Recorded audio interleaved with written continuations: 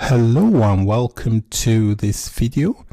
In this video, I will walk you through a basic anatomy of an HTML element. What is an HTML element? An element is part of a web page. An element may contain a data item, text, or an image, and can also be empty. An element usually consists of an opening and closing tag. An element with no content is referred to as an empty element and does not have a closing tag. Let's take a look at a basic illustration of the anatomy of a HTML element. So this is a basic illustration of an HTML element with several parts.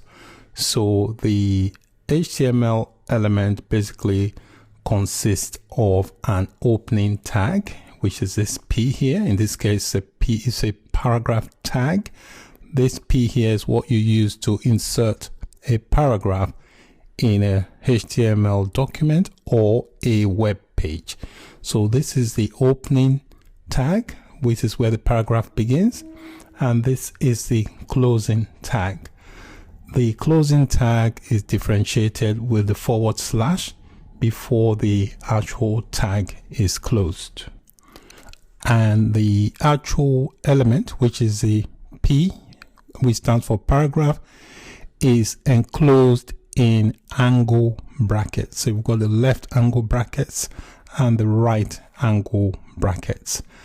And the content between the paragraph tag, the beginning of the opening tag to the end, is what is called the content. So this area here is referred to as the content, while the element is the beginning to the start.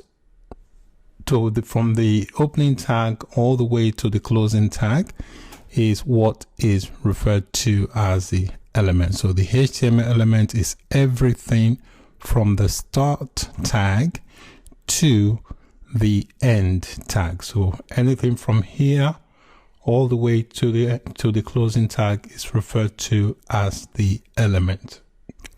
Notice the key difference between the content and the element. So this area here is what is the content, while anything from the opening tag to the closing tag is referred to as the element.